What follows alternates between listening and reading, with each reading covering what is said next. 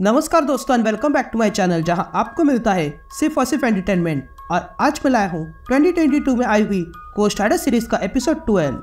तो यार अगर आप इस चैनल पर नए हो तो वीडियो को लाइक कर देना और चैनल को सब्सक्राइब कर देना। तो यार पिछले एपिसोड में आपने देखा कि जॉनी ब्लेज और तालिया वॉररॉड जान जाते हैं कि ब्लैक हार्ट के कई सारी जगह है जहाँ पे वो बुराई फैलाता था, इसलिए जॉनी और वॉररॉड उन सारी जगह को खत्म करने निकलते हैं। लेकिन इसी बीच जॉनी की बाइक उसके कंट्रोल से बाहर हो जाती है और वो वॉररॉड पे अटैक करती है, इसलिए जॉनी उस बाइक को फोड़ देता है और कहीं पर दफना कर आगे बढ़ता है। उसके बाद जॉनी और वॉररॉड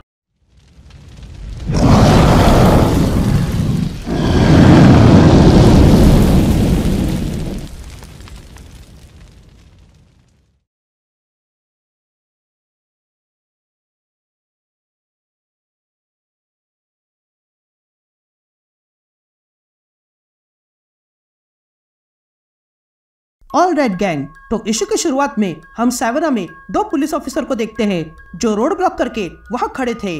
तभी वे लोग देखते हैं कि सामने से बहुत फास्ट एक कार आ रही थी। तभी वो कार आके उन ऑफिसर्स के सामने रुक जाती है। तभी वो ऑफिसर कहता है कि तुम जो कोई भी हो यहाँ से आगे नहीं जा सकते हो, तुम्हें वापस जाना होगा। लेकिन तभी उस कार में से एजेंट वॉररॉड और जॉनी बाहर आते हैं। तभी वो ऑफिसर कहता है कि ये एरिया ब्लॉक्ड है, तुम्हें वापस जाना होगा। जिस पर जॉनी उस ऑफिसर से कहता है कि आपको हमें यहाँ से आगे जाने देना होगा और साथ ही बताना होगा कि सैवना में क्या हो रहा है। तभी वो ऑफिसर जॉनी से कहता है कि यहाँ जो कुछ भी हो रहा है वो तुम्हारे काम का नहीं है। जिस पर जॉनी उस ऑफिसर से कहता है सीरियसली हमारे रास्ते से हट जाओ, हमें किसी की मदद करनी है। लेकिन वो ऑफिसर फिर से जॉनी को अंदर जाने से मना करता है। तभी उन ऑफिसर्स के पीछे एक कार में आग लग जाती है और ये देखकर जॉनी उस ऑफिसर से कहता है कि आग लगी है, और ये कहकर जॉनी आगे बढ़ता है। लेकिन तभी वो ऑफिसर फिर से जॉनी को रोकता है और जॉनी की आंखों में पेपर स्प्रे मारता है, जिसके कारण जॉनी नीचे गिर जाता है। तभी ये देखकर एजेंट वॉररॉड उस ऑफिसर से कहती है कि तुम लोगों ने बहुत बड़ी मिस्टेक की है। जिस पर वो ऑफिसर एजेंट वॉररॉड से कहता है कि अब तुम्हारी बारी है, अगर तुम वापस नहीं गए तो तुम्हारा भी यही हाल होगा। लेकिन तभी वो चलती हुई कार उस ऑफिसर के पास आती है और उसमें से एक चलता हुआ आदमी बाहर गिर जाता है। ये देखकर जॉनी को दर्द होने लगता है और वो घोस्ट राइडर बनने लगता है। और तब घोस्ट राइडर बाहर आ जाता है। तभी वो ऑफिसर घोस्ट राइडर को देखकर उस पर फायरिंग कर देते हैं, लेकिन उससे घोस्ट राइडर को कुछ नहीं होता है और वो उन ऑफिसर्स की ओर बढ़ने लगता है।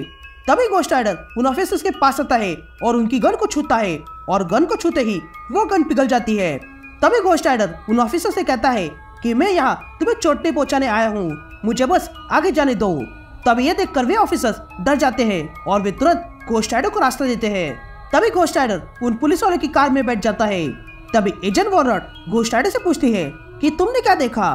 जिस पर घोस्ट राइडर एजेंट वॉररॉड से कहता है कि मैंने 1000 लोगों के दर्द और पीड़ा को महसूस किया है और इसके अलावा कुछ और भी। तभी एजेंट वॉररॉड कार में बैठने आती है, लेकिन तभी घोस्ट राइडर एजेंट वॉररॉड को कार में बैठने से मना करता है। तभी एजेंट वॉररॉड घोस्ट राइडर से कहती है कि मैंने ही तुम्हें यहाँ पर लाया और तुम मुझे ही आने से मना कर रहे हो। जिस पर घोस्ट राइडर एजेंट वॉररॉड से कहता है कि अगर ऐसा है तो तुम्हारा काम पूरा हो चुका है। ये कहते ही घोस्ट राइडर वो कार लेकर निकल जाता है। तभी एजेंट वॉररॉड कहती है कि मैं इस घोस्ट राइडर का पीछा नहीं छोड़ूंगी। ये कहते ही एजेंट वॉररॉड उन दोनों ऑफिसर्स को बेहोश कर देती है। यहाँ हम सैवना सिटी देखते हैं जो अब जल चुकी है। तभी हमें जॉनी ब्लेज की आवाज सुनाई देती है जो कहता है कि सैवना को नेक्रोपोलिस के नाम से जाना जाता है, एक ऐसी सिटी जो मरे हुए लोगों पर बनाई है। Revolutionary war, civil war, yellow fever के बाद अनेकों लाशें यहाँ गिरी थी जो अब भी इस सिटी के नीचे दफनाई हुई है। लेकिन अब लगता है कि मौत ने यहाँ अपना डेरा जमा लिया है। तालिया और मैं यहाँ आए थे क्योंकि हमें पता चला था कि ये सिटी दूषित हो चुकी है, लेकिन यहाँ तो बात और भी बुरी है। लेकिन इसमें घोस्ट राइडर ने इन सब को जड़ से महसूस किया है और वो वही जा रहा है। तभी घोस्ट राइडर एक सिमेट्री में आता है और वहाँ एक डीमन को देखता है और उससे पूछता है कि यहाँ हुआ क्या है। जिस पर वो डीमन घोस्ट राइडर से कहता है कि इन सब से तुम्हारा पेट नहीं भरा, तुमने पहले ही मुझे मार दिया है। जिस पर घोस्ट राइडर उस डीमन से कहता है कि अपनी बकवास बंद कर दो और मैंने जो पूछा है वो कहो। जिस पर वो डीमन घोस्ट राइडर से कहता है कि ये सिटी हमारा प्लेग्राउंड था, लेकिन फिर तुम यहाँ आ गए और तुमने हम सबको जला दिया। ये कहते ही वो डीमन घोस्ट राइडर को दूर फेंकता है। यहाँ एजेंट वॉरड अपनी कार लेकर सिटी में आती है, लेकिन तभी एजेंट वॉरड के कार के सामने एक औरत आ जाती है, जिसे देखकर एजेंट वॉरड तुरंत अपनी कार रोक देती है। तभी एजेंट वॉरड कार से बाहर आती है और उस औरत से पूछती है कि क्या तुम ठीक हो, जिस पर वो औरत एजेंट वॉरड से कहती है कि हमें लगा था कि वो हमें बचाने आया है, लेकिन उसने सब कुछ खत्म कर दिया। तभी एजेंट वॉरड अपना जैकेट उस औरत को पहनाती है। तभी वो औरत एजेंट वॉरड से पूछती है कि क्या तुम मुझे मारने वाले हो, जिस पर एजेंट वॉरड उस औरत से कहती है कि नहीं, मैं तुम्हें नहीं मारूंगी क्योंकि मैं अच्छे लोगों में से हूँ। जिस पर वो औरत एजेंट वॉरड से कहती है कि यहाँ कोई अच्छा नहीं है, सब बुरे लोग हैं।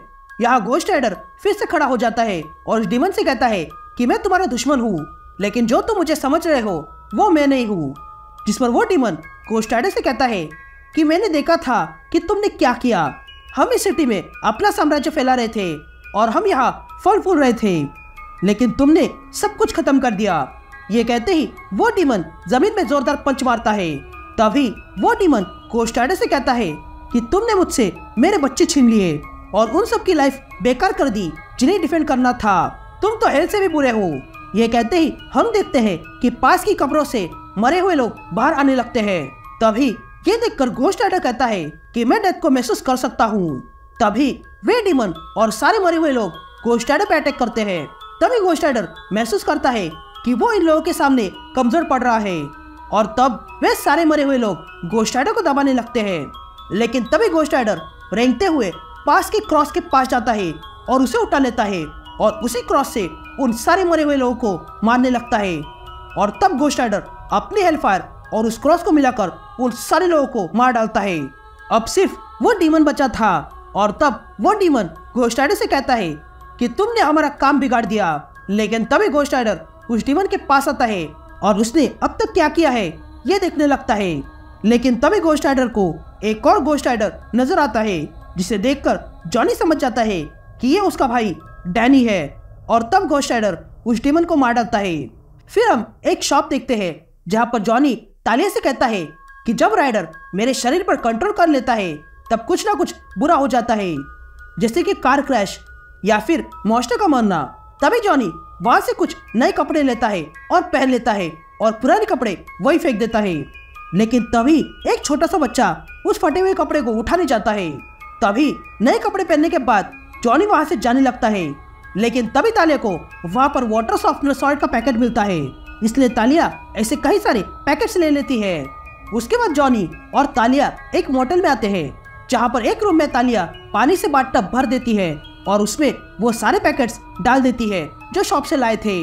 तभी तालिया जॉनी का हाथ लेती है और उसके हाथ पे कट मारती है और जॉनी का खून उसी बाथटब में डालती है और कहती है कि ये ब्लड स्पेल है। तभी तालिया उस खून से भरे हुए बाथटब में बैठ जाती है और तब तालिया को जॉनी के खून के जरिए पूरी कहानी समझ आती है। तभी तालिया देखती है कि जॉनी कब स्टंट करता था और फिर उसकी रॉक्सन नाम की गर्लफ्रेंड थी और उसके बच्चे थे। लेकिन तभी तालिया देखती है कि जॉनी का भाई भी है जिसका नाम है डैनी। और तभी तालिया घोस्ट राइडर को डेथ राइडर से लड़ते हुए देखती है। तभी तालिया जॉनी से कहती है कि मैं डैनी को देख पा रही हूँ, लेकिन अब वो बदल चुका है। और तब हम डेथ राइडर का एक नया रूप देखते हैं और इसी के साथ ये इशू यही कंटिन्यू हो जाता है।